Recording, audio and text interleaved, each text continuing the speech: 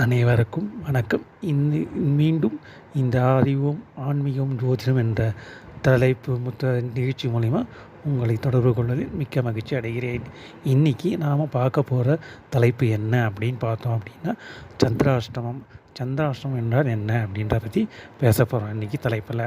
So இந்த சந்திராஷ்டமம் அப்படின்றத பார்த்தோம் அப்படின்னா, நம்ம ராசிக்கு 8வது ராசியில் சந்திரன் பயணிக்கும் காலமே சந்திராஷ்டமம்னு சொல்லுவோம். இது எல்லாருக்குமே தெரியும். நம்ம டெய்லி ராசி பலன் பார்க்கச்சு இந்த ராசிக்காரர்கள் நீ சந்திராஷ்டமம் எதுவும் செய்யாதீங்க அப்படின்னு சொல்லி சொல்லுவாங்க இல்லையா. ஸோ இந்த சந்திராஷ்டமம் நம்ம ராசிக்கு ஸோ பொதுவாக இதை பற்றி சூட்சமமான பலன் என்ன அப்படின்றத பார்ப்போம்.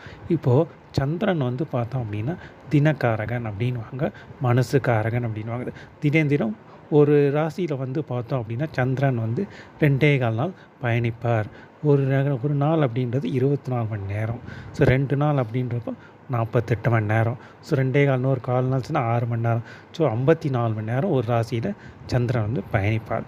ஸோ இந்த சந்திரன் 54 மணி நேரம் பயணிக்கும்போது ஒரு ராசி அதேமாதிரி ஒரு ராசியில் பார்த்தோம் அப்படின்னா மொத்தம் 2.25 நட்சத்திரங்கள், அதாவது 9 நட்சத்திர பாதங்கள் இருக்கும். சரிங்களா. இந்த 9 நட்சத்திர பாதங்கள் இருக்கிறதுனால இப்போ இந்த சந்திராஷ்டம் அப்படின்றப்போ ஒரு ராசியில் ஒரு சந்திரன் பயணிக்கும் போது அந்த ராசியில் இருக்க அத்தனை பேருக்குமே சந்திராஷ்டம் அந்த 2.25 நாள் இருக்குமா அப்படின்னா அது அப்படி நடக்காது. ஏன் அப்படின்னா ஒருத்தரும் ஒரு நட்சத்திரத்தில் பிறந்திருப்பாங்க. ஒரு நட்சத்திரத்துலேயும் பிறகும்போது ஒரு நட்சத்திரத்துக்கு 4 பாதம் இருக்குது. ஸோ அந்த 4 பாதத்தில் ஏதாவது ஒரு பாதத்தில் தான் அவங்க பிறந்திருப்பாங்க. ஸோ அந்த ஒரு பாதத்தை சந்திரன் கறக்கும்போது தான் அவங்களுக்கு சந்திராஷ்டமமாக இருக்கும். சரிங்களா. மீதியில் இருக்காது. இது எப்படின்றது இன்னும் டீப்பாக பார்ப்போம். இப்போ நான் சொன்னேன் இல்லைங்களா, சந்திரன் 2.25 நாள் ஒரு ராசியில் இருப்பார்.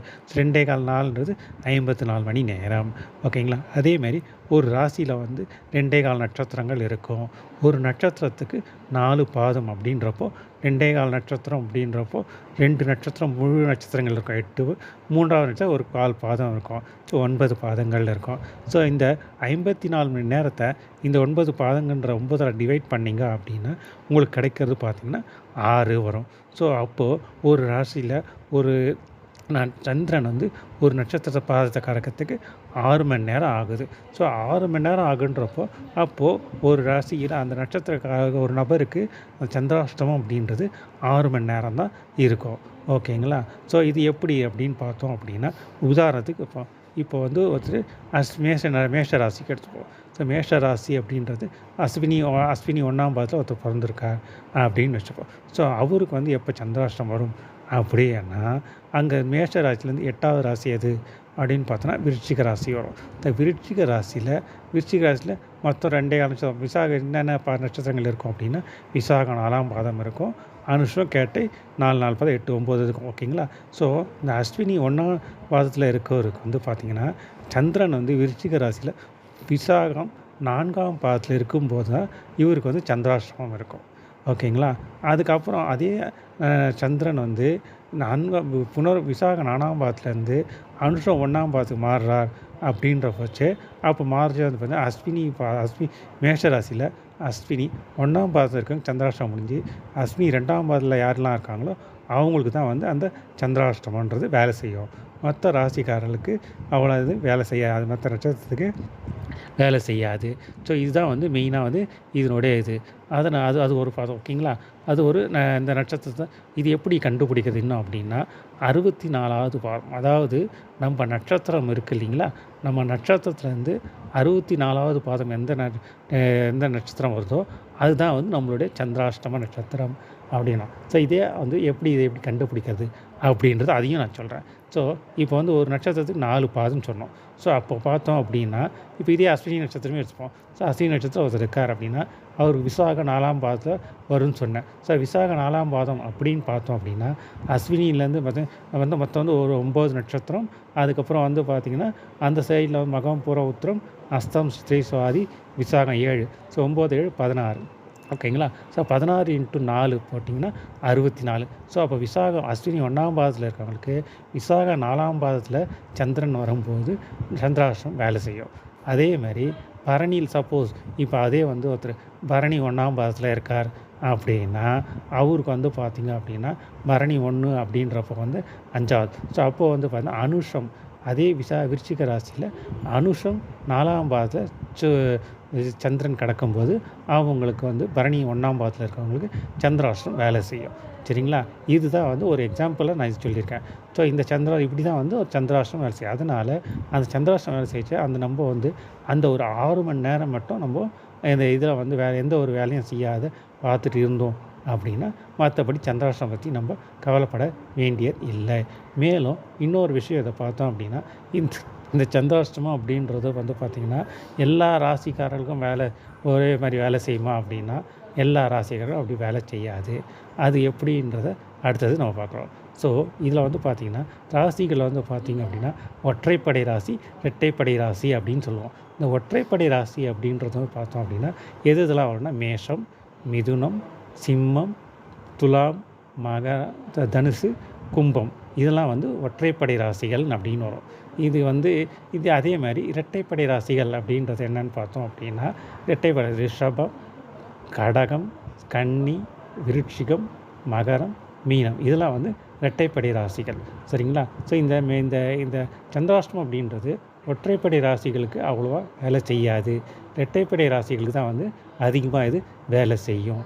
அது எப்படின்றத இப்போ பார்ப்போம். இந்த ஒற்றைப்படை ராசின்னு சொன்னேன். ஸோ இந்த மேஷ ராசியில் இருக்காங்க அப்படின்னா அது மேஷ ராசி 8ஆவது ராசி என்னன்னு பார்த்தீங்கன்னா விருச்சிகம் வரும். ஸோ மேஷ ராசிக்கும் விருச்சிக ராசிக்கும் அதிபதி யார்?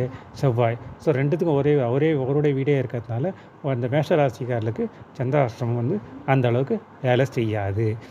அதே மாதிரி இப்போ ரிஷபராசி எடுத்துக்கணும். இப்போ ரிஷபராசிக்கு 8ஆவது ராசி அப்படின்னு பார்த்தோம் அப்படின்னா தனுசு வரும். ஸோ ரிஷபராசிக்கு அதிபதி வந்து பாருங்கன்னா சுக்கிரன். தனுசுக்கு அதிபதி யாருன்னா குரு சுக்கிரன் பகை. ஸோ அப்போ ரிஷபராசிக்காரருக்கு சந்திராஷ்டம் அதிகமாக வேலை செய்யும். அதுக்கு அடுத்தது பார்த்திங்கன்னா மிதுனம். ஸோ மிதுன ராசிக்கு அதிபதி வந்து புதன். மிதுன ராசிக்கு 8ஆவது ராசி பார்த்தோம் அப்படின்னா மகரம் வரும். ஸோ மகர ராசிக்கு அதிபதி சனி. புதன் சனி நட்பு. ஸோ அதனால் மிதுன ராசிக்காரர்களுக்கு அந்த அளவுக்கு சந்திராஷ்டம் வேலை செய்யாது. அதுக்கு அடுத்தது கடகம். ஸோ கடக ராசிக்கு 8ஆம் ராசி பார்த்திங்க அப்படின்னா கும்பம் வரும். ஸோ கடக ராசிக்கு சந்திரன். கும்ப ராசிக்கு வந்து பார்த்தோம் அப்படின்னா சனி. ஸோ சனி சந்திரன் வந்து பகை வரும். ஏன்னா சனிச்சந்திரன் ஒன்று இருந்தால் புணர்வு தோஷம் அப்படின்றது ஒரு கான்செப்டும் இருக்குது. ஸோ அதனால் வந்து பார்த்திங்க அப்படின்னா இவங்க இந்த கடக ராசிக்கு இந்த சந்திராஷ்டம் வேலை செய்யும். அதுக்கு அடுத்தது சிம்ம ராசிக்கு 8ஆவது ராசி பார்த்திங்க அப்படின்னா வந்து மீனம் வரும். சிம்ம ராசிக்கு அதிபதி யார்? சூரியன். மீன ராசிக்கு அதிபதி யார்? குரு சூரியன் நட்பு. ஸோ அதனால் சிம்ம ராசிக்கு வந்து சந்திராஷ்டம் வேலை செய்யாது. அதுக்கு அடுத்தது பார்த்திங்க அப்படின்னா வந்து கன்னி ராசிக்கு அதிபதி புதன். கன்னி ராசிக்கு 8ஆவது ராசி பார்த்திங்கன்னா மேஷம். ஸோ மேஷ ராசிக்கு அதிபதி செவ்வாய் புதன் வந்து பகை. ஸோ அதனால் கன்னி ராசிக்கு வந்து சந்திராஷ்டம் வேலை செய்யும். அதுக்கு அடுத்தது துலா ராசிக்கு 8ஆவது ராசி பார்த்திங்கன்னா ரிஷபம். ஸோ துலா ராசிக்கும் ரிஷப ராசிக்கும் அதிபதியான ஒரே அதிபதி சுக்கிரன் தான். ஸோ துலா ராசிக்கு வந்து பார்த்திங்க அப்படின்னா வந்து சந்திராஷ்டம் வேலை செய்யாது. அதுக்கு அடுத்தது பார்த்தோம் அப்படின்னா வந்துட்டு விருச்சிக ராசிக்கு 8ஆவது ராசி பார்த்திங்க அப்படின்னா வந்து உங்களுக்கு வந்து பார்த்தா மிதுனம் வரும். ஸோ மிதுன ராசிக்கு அதிபதி புதன். விருச்சிக ராசிக்கு செவ்வாய் புதன் பகை அகைன். ஸோ அதனால் வந்து விருச்சிக ராசி சந்திராஷ்டம் வேலை செய்யும். அதுக்கு அடுத்தது பார்த்தோம் தனுசு. ஸோ தனுசு ராசிக்கு 8ஆவது ராசி பார்த்திங்கன்னா கடகம். ஸோ தனுசு ராசிக்கு குரு. கடக ராசிக்கு சந்திரன். சந்திரன் குருமங்கல யோகம் சொல்கிறது குரு சந்திர யோகம்னு சொல்லுவோம். ஸோ அதனால் வந்து பார்த்திங்கன்னா சந்திரமங்கல யோகம். அதனால் வந்து அந்த இடத்துல வந்து உங்களுக்கு தனுசு ராசிக்கு வேலை செய்யாது. அதுக்கு அடுத்தது மகர ராசிக்கு வந்து அதிபதி சனி. மகரத்துக்கு 8ஆவது வீடு பார்த்தோம் அப்படின்னா வந்து உங்களுக்கு சிம்மம் வரும். சிம்மத்துக்கு சனி சூரியன் பகை. ஸோ மகர ராசிக்கு சந்திராஷ்டம் வேலை செய்யும். அதுக்கடுத்து கும்ப ராசிக்கு அதிபதி சனி. கும்பத்துக்கு 8 பார்த்தோம் அப்படின்னா வந்து கன்னிக்கு அதிபதி புதன். ஸோ புதன் சனி இங்கே நட்பு. ஸோ அதனால் வந்து கும்பராசிக்கும் வந்து சந்திராஷ்டம் வேலை செய்யாது. அதுக்கு அடுத்தது பார்த்திங்க அப்படின்னா வந்து உங்களுக்கு கரெக்டாக மீனத்துக்கு 8ஆவது ராசி பார்த்தீங்கன்னா துலாம். ஸோ வந்து மீனத்துக்கு குரு, துலாமுக்கு சுக்கிரன் குரு பகை.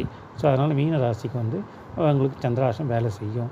ஸோ இதுதான் வந்து அதனால தான் சொன்னால் ஒற்றைப்படை ராசிக்கு வந்து சந்திராஷ்டம் அந்தளவுக்கு வேலை செய்யாது. இரட்டைப்படை ராசிகளுக்கு தான் வந்து சந்திராஷ்டம் வந்து வேலை செய்யும் அப்படின்னும். ஸோ இதை வந்து ஈஸியாக கண்டுபிடிக்கிறதும் சொன்னேன். ஒரு நட்சத்திரம் வந்து நம்மளோட நட்சத்திரத்தை பாதத்துலேருந்து 64வது பாதம் எந்த நட்சத்திரம் போதோ அதுதான் வந்து நம்மளோட சந்திராஷ்டமம்னு சொல்லுவோம். ஸோ அதுதான் வந்து இதை வந்து என்ன சொல்லுவாங்கன்னா ஆயக்கலைகள் மொத்தம் 64 இருக்குது. ஸோ இந்த 64வது பாதத்தில் வச்சு தான் வந்து சந்திராஷ்டமம் நம்ம சொல்கிறோம். அந்த சந்திராஷ்டமம் சொல்லிச்சு அதை வந்து கலைஞான 11 சொல்லுவாங்க. ஸோ அதனால் எல்லாருமே வந்து இனிமேல் வந்து நம்ம இருக்க அந்த ஒரு ராசி சந்திரன் வந்து ஒரு ராசியில் இருக்குச்சு நம்மளுக்கு சந்திராஷ்டம் அப்படின்றத பற்றி யாரும் கவலைப்பட வேண்டிய அவசியம் இல்லை. இது தான் சந்திராஷ்டமோட முக்கியமான தகவல் என்று சொல்லிகிட்டு இருக்கேன். ஸோ இதில் பற்றி உங்களுக்கு ஏதாவது டவுட்டோ இல்லை கமெண்ட்ஸ் உங்களுக்கு இந்த பிடிச்சிருந்தது அப்படின்னா கமெண்ட் பாக்ஸில் உங்களோட கமெண்ட்ஸ் கொடுங்க. மீண்டும் ஒரு நல்ல தலைவி உங்களை நான் சந்திக்கிறேன். நன்றி, வணக்கம்.